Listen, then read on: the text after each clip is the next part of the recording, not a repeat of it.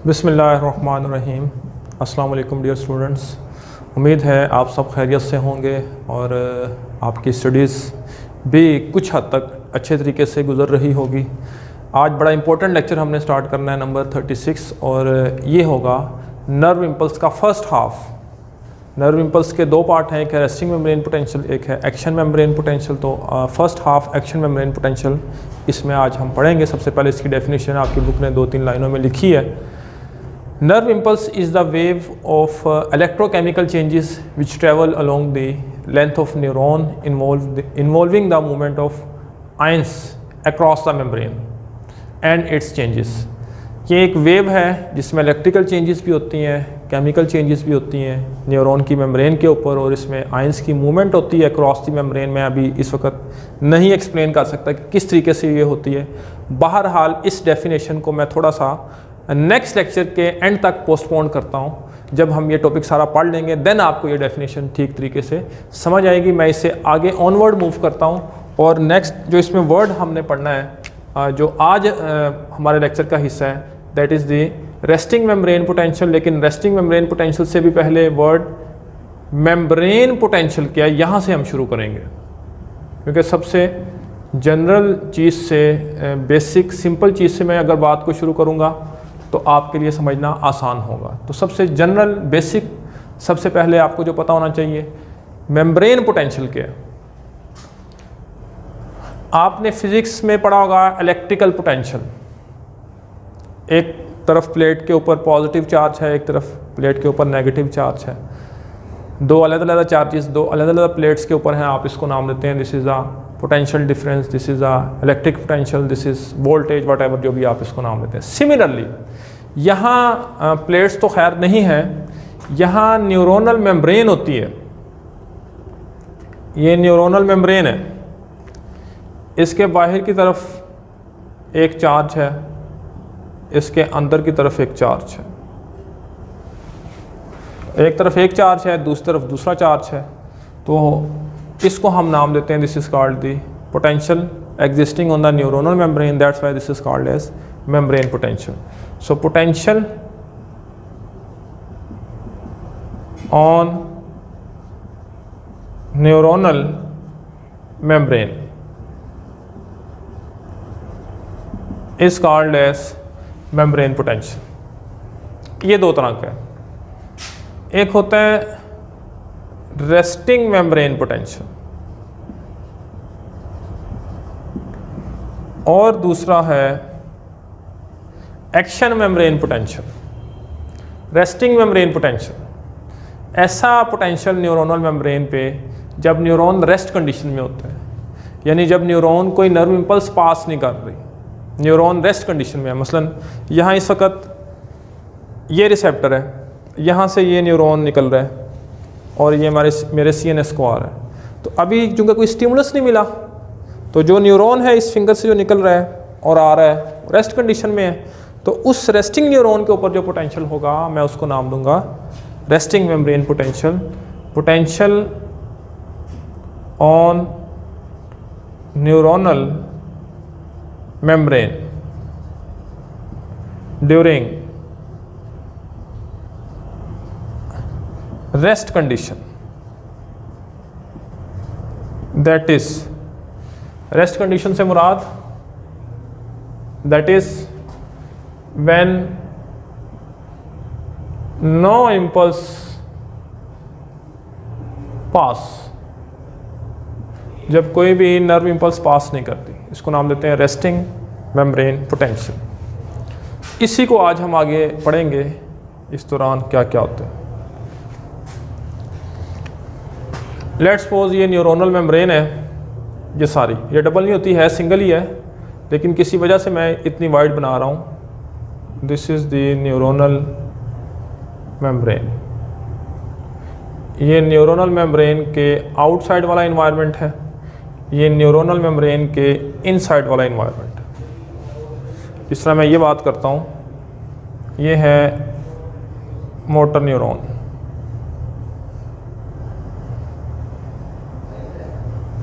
तो ये आउटसाइड वाला है और ये इनसाइड वाला है।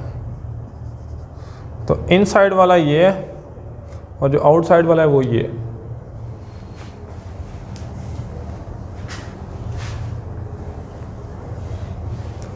पहले बात करेंगे हम sodium ions and potassium ions concentration.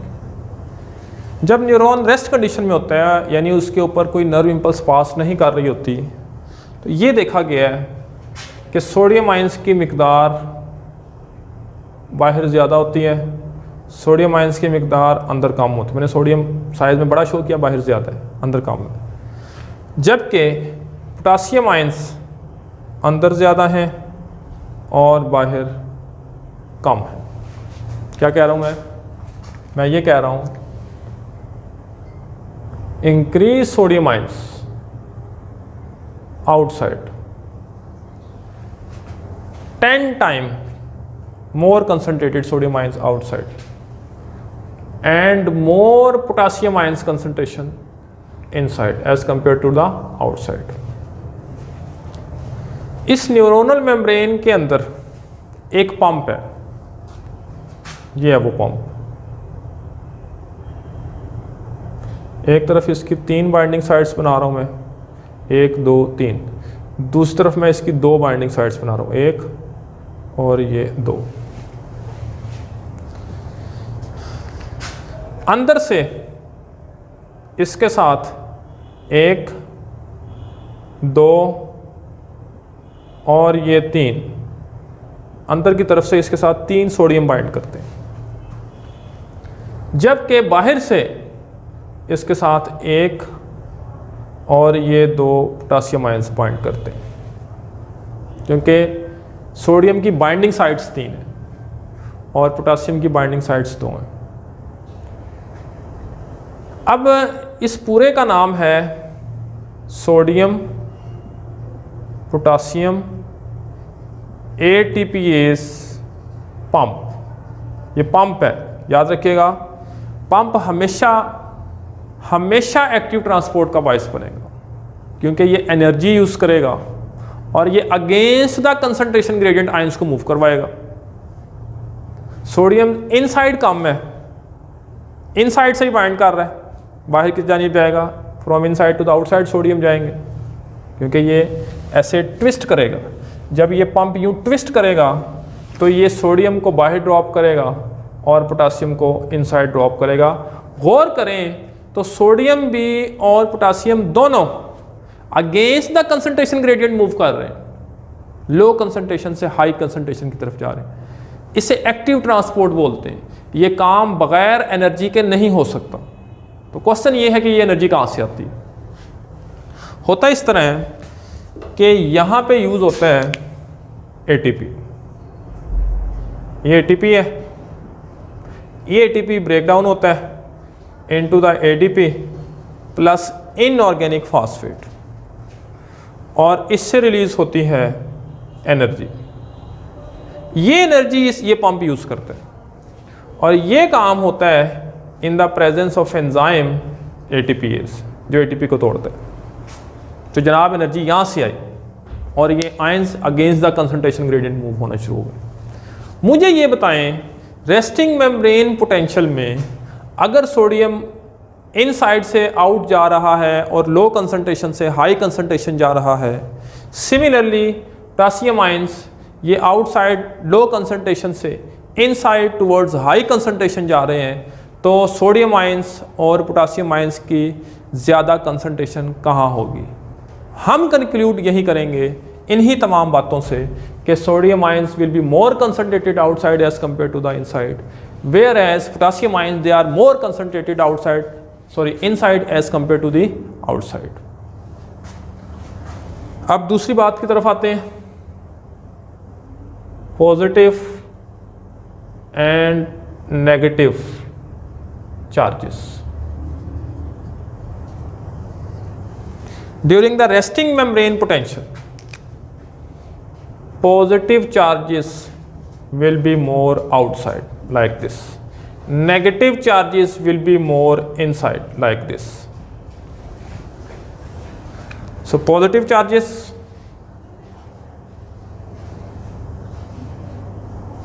They are more where outside. More negative charges, ये नहीं मैं कह रहा कि पॉजिटिव चार्जेस अंदर नहीं हैं, लेकिन कम है, बाहर ज़्यादा है। नेगेटिव चार्जेस दोनों साइड पे हैं, लेकिन नेगेटिव चार्जेस ज़्यादा हैं वेयर इनसाइड। अच्छा, इसकी एक और रीज़न है, पॉजिटिव चार्जेस बाहर कैसे ज़्यादा है।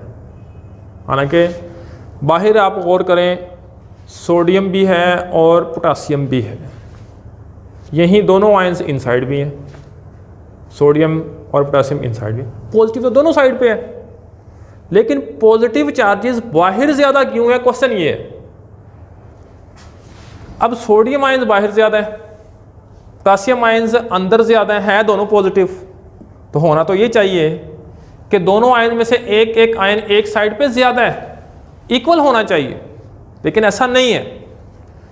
ये जो पंप था ना, ज़रा इसकी बाइंडिंग साइड्स पे गौर फरमाएं।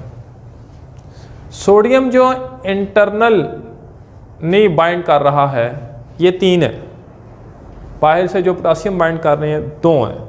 हर ट्विस्ट पे 3 सोडियम बाहर जा रहे हैं, लेकिन 2 पोटासियम इनसाइड आ रहे हैं।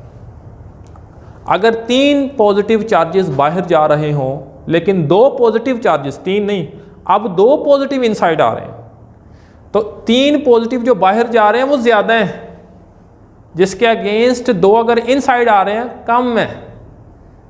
इसलिए चूंकि पॉजिटिव आयंस की मूवमेंट बाहर की जानिब, सोडियम की मूवमेंट बाहर की जानिब ज़्यादा होती है जितनी पोटासियम की इनसाइड हो रही है, इसलिए पहली रीज़न तो ये है कि पॉजिटिव चार्जेस बाहर ज़्यादा होते हैं।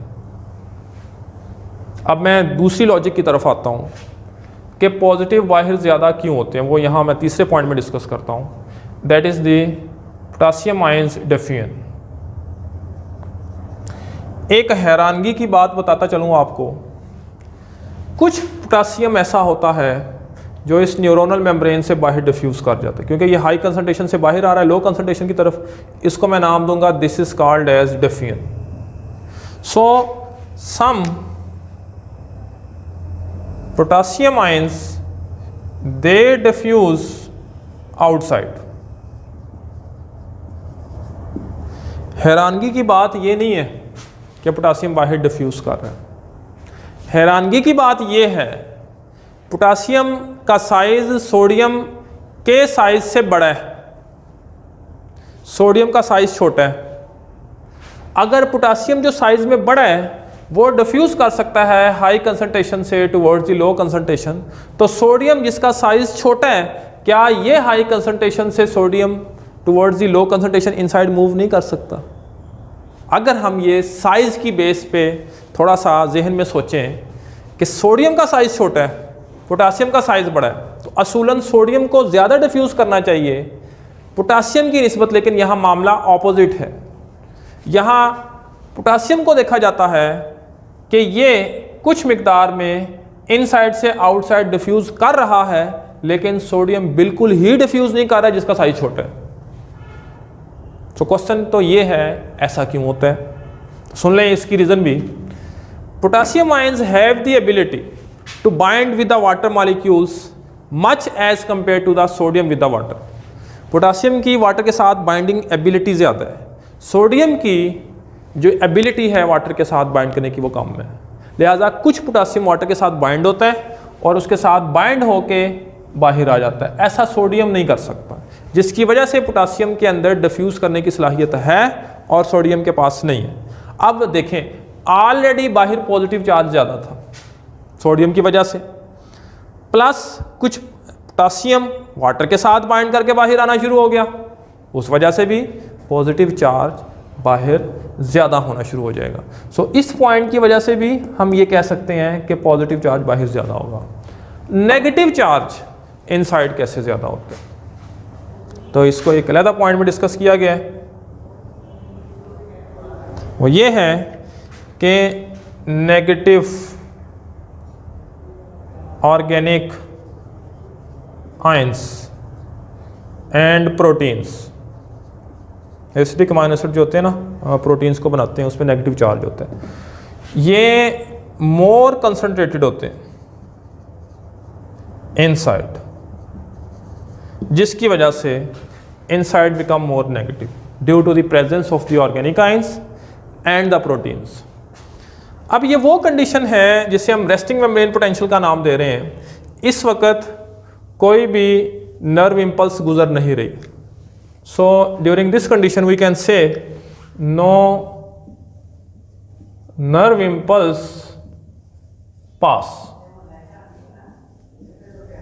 अगर आपके पास वोल्ट मीटर है और उस वोल्ट मीटर को आप कनेक्ट कर देते हैं इस न्यूरोनल मेम्ब्रेन के साथ, तो ये जो आपको पोटेंशियल डिफरेंस इस कंडीशन में देगा that will be the negative 0.07 volt. ये पॉइंट्स आपने याद रखने हैं और यही आपने पेपर में लिखने हैं और इसी के आपको मार्क्स मिलने हैं। ये था सारा रेस्टिंग मेम्ब्रेन पोटेंशियल। इंशाल्लाह जो एक्शन मेम्ब्रेन पोटेंशियल है वो हम नेक्स्ट लेक्चर में पढ़ेंगे और साथ ही नर्व इम्पल्स की डेफिनेशन भी पढ़ेंगे। इसके साथ मुझे इजाज़त दें, अपना ख्याल रखें, अल्लाह हाफिज़।